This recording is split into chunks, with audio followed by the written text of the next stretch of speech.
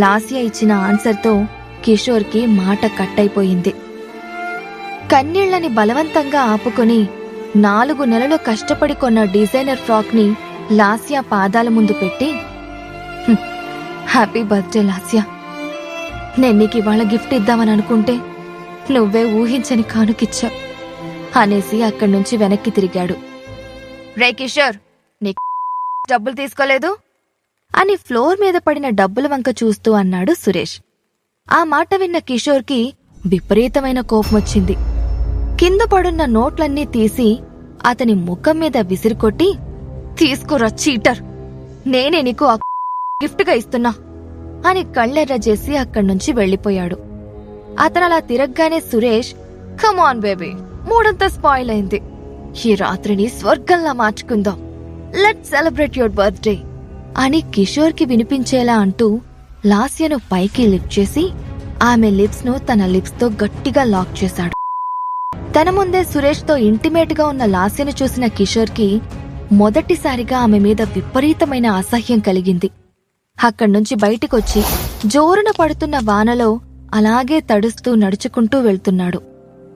గుండెల్లో వేల అగ్నిగోళాలు విస్ఫోటనం చెందినట్టుగా విలవిల్లాడిపోయాడు కిషోర్. ఏడుస్తూ అలాగే కాసేపు ఒంటరిగా వానలోనే నిలబడ్డాడు. లాస్య చేసిన మోసాన్ని తట్టుకోలేకపోయాడు. చివరికి డబ్బు కోసం బరితెగించిన ఇలాంటి అమ్మాయి తనకు దూరం అవ్వడమే మంచిదని మనసుకు నచ్చజెప్పుకున్న కిషోర్ బైక్ ఎక్కి తన రూమ్కి బయలుదేరాడు. రూంలోకి ఎంటర్ అవుతున్న కిషోర్ ఫోన్కి సడన్ గా వరుస పెట్టి మెసేజెస్ వస్తున్నాయి.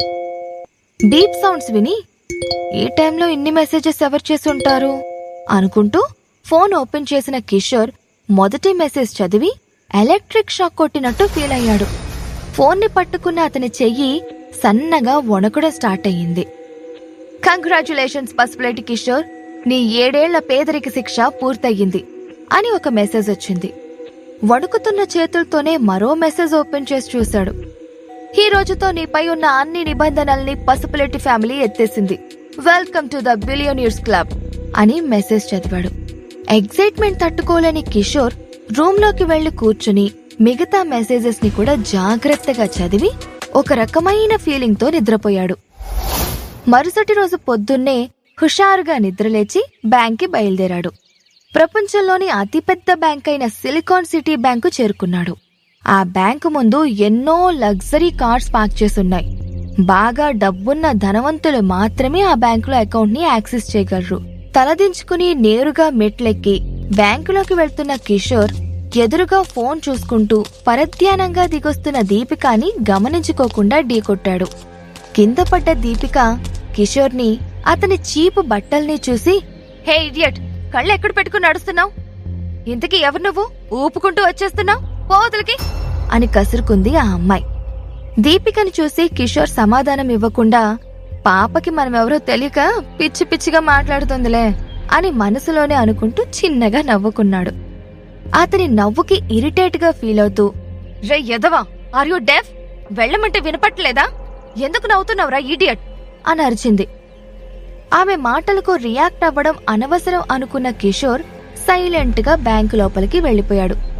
హలో బాసు, ఇదేమన్నా నీ అత్తారిల్లు అనుకున్నావా? ఎవరు పడితే వాళ్ళు లోపలికి వెళ్లిపోవడానికి? ఇదేం సత్రం కాదు, వరల్డ్ టాప్ మోస్ట్ బ్యాంక్, బయటికి నడు అంటూ గోల చేసింది ఆ అమ్మాయి. ఆ అమ్మాయి మాటలకు ఫీల్ అయి, హలో మేకప్ పాప, మర్యాదగా మాట్లాడు, నాకు లోపల పనుంది, లోపలికి వెళ్లాలంటే నీ పర్మిషన్ తీసుకోవాలని రాజ్యాంగంలో రాసుందా అని కఠినంగా అన్నాడు కిషోర్. కిషోర్ మాటలకు కోపగించుకున్న Deepika, you beggar, how dare you అని అతన్ని కొట్టేందుకు చెయ్యి పైకెత్తింది. కిషోర్ రియాక్ట్ అవ్వకముందే ఆ చేతిని ఆపింది అప్పుడే అక్కడికొచ్చిన ఆ బ్యాంక్ ఎంప్లాయ్ కుందన. తనను మధ్యలోనే ఆపిన కుందనను చూసి, హాయ్ కుందన, కరెక్ట్ టైంకి వచ్చావు. చూడు, వీడెవడో కూడా తెలీదు, బ్యాంకులోకి వితౌట్ పర్మిషన్ ఎంటర్ అవుతున్నాడు, ఆపబోతే నన్నే తిట్టాడు, బస్తీ ఎదవా అని కంప్లైంట్ ఇచ్చింది దీపిక. ఇట్స్ ఓకే దీపిక, మీరు వెళ్ళండి, ఐ విల్ హ్యాండిల్ ఇట్ అని దీపికని పంపించి కిషోర్తో మాట్లాడడానికి వెనక్కి తిరిగింది కుందన. కాని అతను అక్కడ కనిపించకపోవడం చూసి, పాపం ఇది కూడా నార్మల్ బ్యాంక్ అనుకుని వచ్చుంటాడు, కాదని తెలుసుకుని వెళ్లిపోయి ఉంటాడు అనుకుంది. తన రూంలోకి వెళ్లబోయిన కుందన బ్యాంకు లోపలికి ఎంటర్ అయి విఐపి సెక్షన్ వైపు వెళ్లబోతున్న కిషోర్ను చూసి గుండె ఆగినంత పని అయ్యింది. హే నిన్నే ఆగు! అసలెలా వచ్చావు లోపలికి? ఈ బ్యాంక్ నీలాంటి వాళ్ల కోసం కాదు, వెళ్ళు అని మృదువుగా చెప్పి అతన్ని ఆపింది.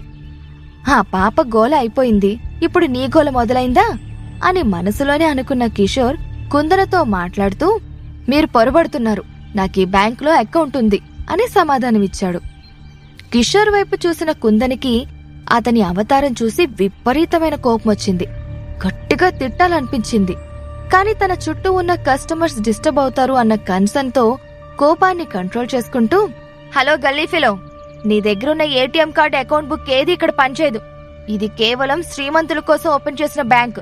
నీకు చెప్పినా అర్థం కాదు. నా టైం వేస్ట్ చేయకుండా దయచేసి బయటికెళ్ళు అని రిక్వెస్ట్ గా అంటూనే అరిచింది కుందన. అబ్బా, నా గర్ల్ ఫ్రెండ్ మోసం చేసిందన్న బాధలో నేనుంటే పొద్దున్నే మీ గోలేంటమ్మా అని విసుక్కుంటూనే ఆమెకి ఆన్సర్ చెయ్యకుండా విఐపి సెక్షన్ వైపు నడిచాడు కిషోర్. ఆ సెక్షన్లోకి వెళ్లడానికి కుందనకు, బ్యాంకు మేనేజర్కి, చాలా కొద్ది మంది విఐపి కస్టమర్స్ కు మాత్రమే పర్మిషన్ ఉంటుంది. ఆ కస్టమర్స్ ఇందులోకి అడుగు పెట్టాలన్నా కూడా గోల్డెన్ కార్డ్ తప్పనిసరి.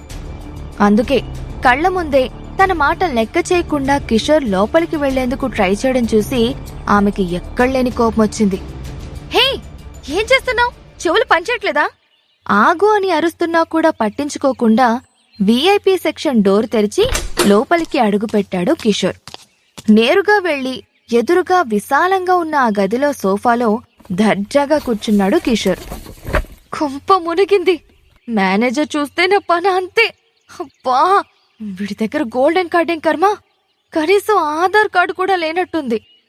కిషోర్ జీవితంలో ఏం జరిగింది అన్నది తెలుసుకోవాలంటే క్రింద ఇచ్చిన లింక్ ని క్లిక్ చేసి పాకెట్ ఎఫ్ఎం డౌన్లోడ్ చేసుకుని వినండి. సూపర్ హిట్ ఆడియో సిరీస్ శ్రీమంతుడు.